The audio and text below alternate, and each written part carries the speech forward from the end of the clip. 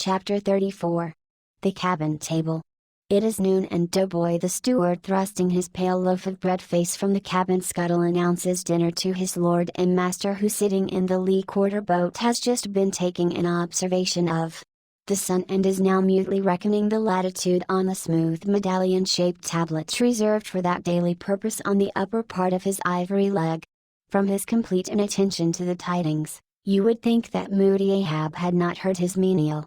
But presently, catching hold of the mizzen shrouds, he swings himself to the deck, and in an even, unexhilarated voice, saying, "Dinner, Mr. Starbuck," disappears into the cabin.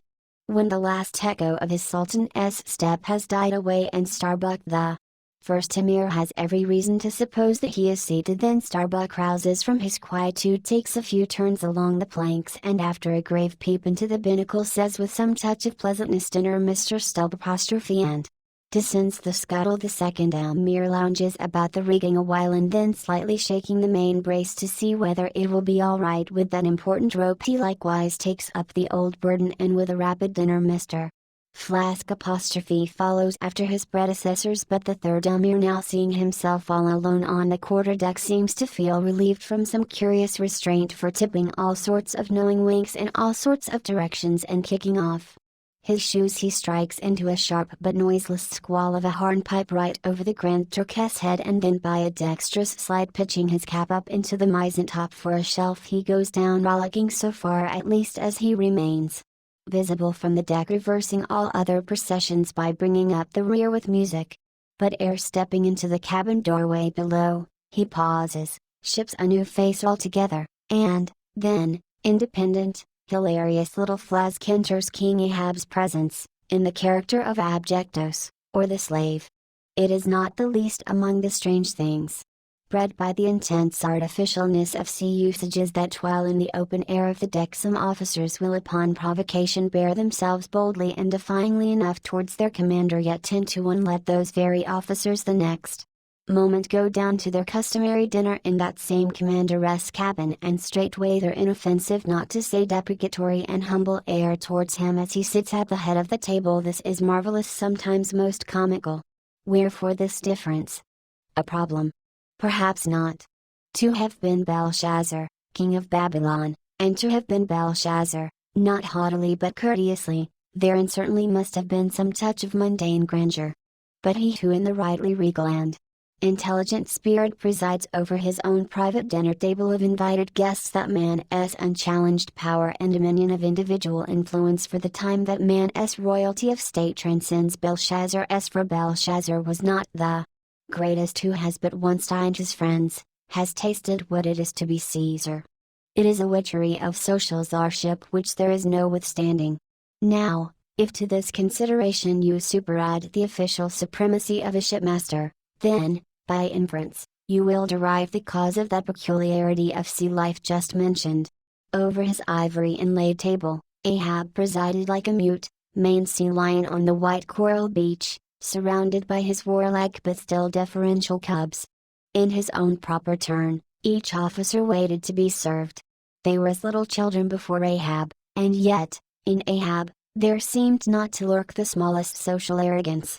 With one mind, their intent eyes all fastened upon the old man's knife, as he carved the chief dish before him. I do not suppose that for the world they would have profaned that moment with the slightest observation, even upon so neutral a topic as the weather. No.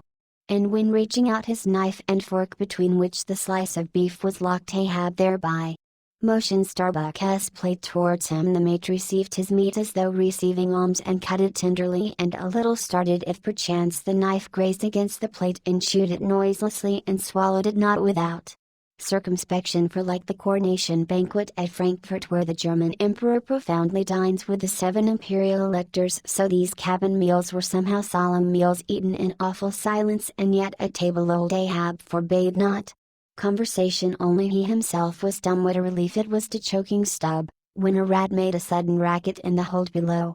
And poor little Flask, he was the youngest son, and little boy of this weary family party.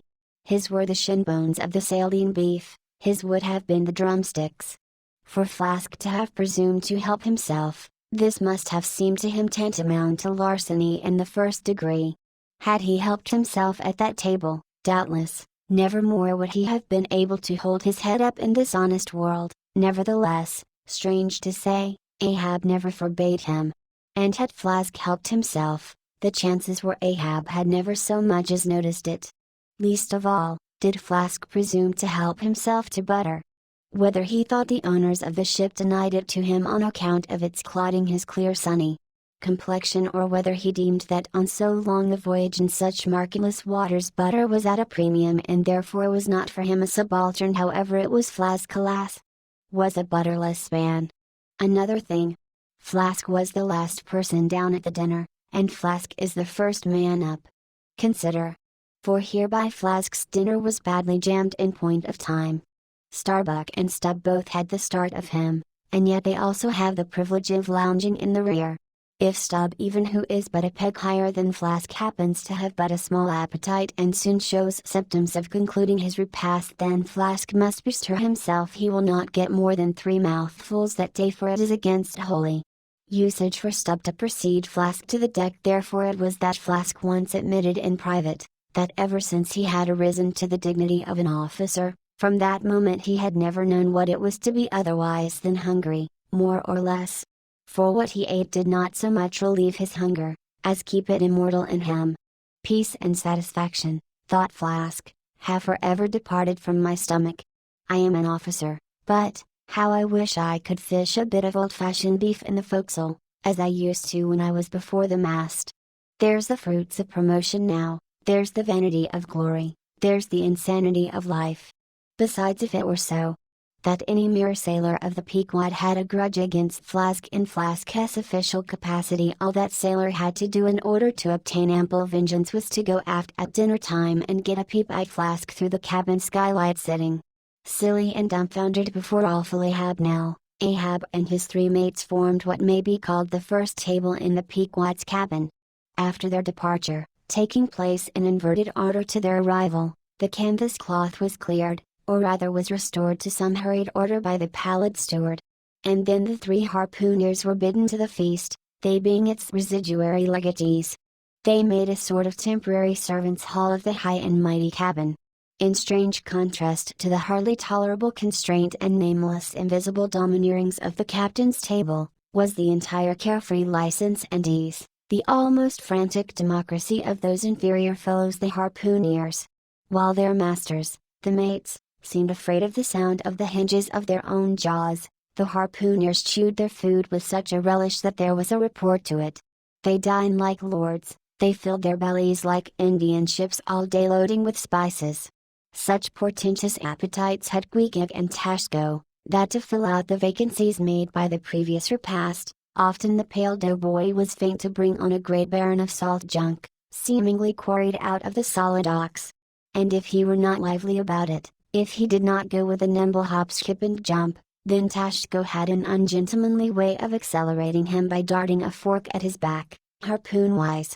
And once Daggoo, seized with a sudden humor, assisted Doughboy's memory by snatching him up bodily, and thrusting his head into a great empty wooden trencher, while Tashko, knife in hand, began laying out the circle preliminary to scalping him. He was naturally a very nervous, shuddering sort of little fellow, this bread-faced steward, the progeny of a bankrupt baker and a hospital nurse. And what with the standing spectacle of the black terrific Ahab, and the periodical tumultuous visitations of these 3 savages, Doughboy's whole life was one continual lip quiver. Commonly, after seeing the harpooneers furnished with all things they demanded, he would escape from their clutches into his little pantry adjoining, and fearfully peep out at them through the blinds of its door, till all was over. It was a sight to see. Queequeg seated over against Tashko, opposing his filed teeth to the Indianess, crosswise to them Daggoo seated on the floor, for a bench would have brought his hearse-bloomed head to the low carlines at every motion of his colossal limbs, making the low cabin framework to shake as when an African elephant goes passenger in a ship. But for all this, the great Negro was wonderfully abstemious, not to say dainty. It seemed hardly possible that by such comparatively small mouthfuls he could keep up the vitality diffused through so broad, baronial, and superb a person. But, Doubtless, this noble savage fed strong and drank deep of the abounding element of air, and through his dilated nostrils snuffed in the sublime life of the worlds. Not by beef or by bread, are giants made or nourished. But Queequeg, he had a mortal, barbaric smack of the lip in eating an ugly sound enough, so much so, that the trembling doughboy almost looked to see whether any marks of teeth lurked in his own lean arms.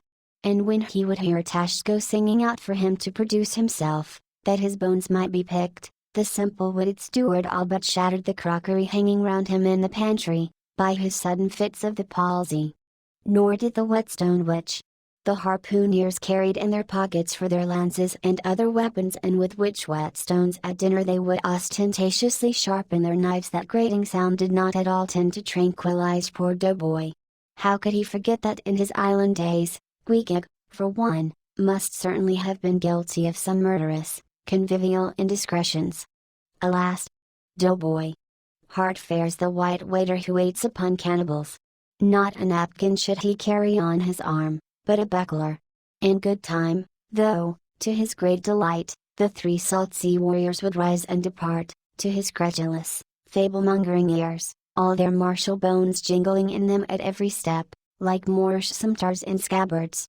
But though these barbarians dine in the cabin and nominally live there, still being anything but sedentary in their habits, they were scarcely ever in it except at mealtimes and just before sleeping time, when they passed through it to their own peculiar quarters. In this one matter Ahab seemed no exception to most American whale captains, who as a set rather inclined to the opinion that by rights the ship's cabin belongs to them, and that it is by courtesy alone that anybody else is at any time permitted there, so that, in real truth, the mates and harpooneers of the Pequod might more properly be said to have lived out of the cabin than in it. For when they did enter it, it was something as a street door enters a house, turning inwards for a moment, only to be turned out the next, and, as a permanent thing, residing in the open air. Nor did they lose much hereby. In the cabin was no companionship. Socially, Ahab was inaccessible. Though nominally included in the census of Christendom, he was still an alien to it. He lived in the world, as the last of the grizzly bears lived in settled Missouri. And as when spring and summer had departed, that wild Logan of the woods, burying himself in the hollow of a tree, lived out the winter there, sucking his own paw, so in his inclement howling old age Ahab's soul, shut up in the cave trunk of his body, there fed upon the sullen paws of its gloom,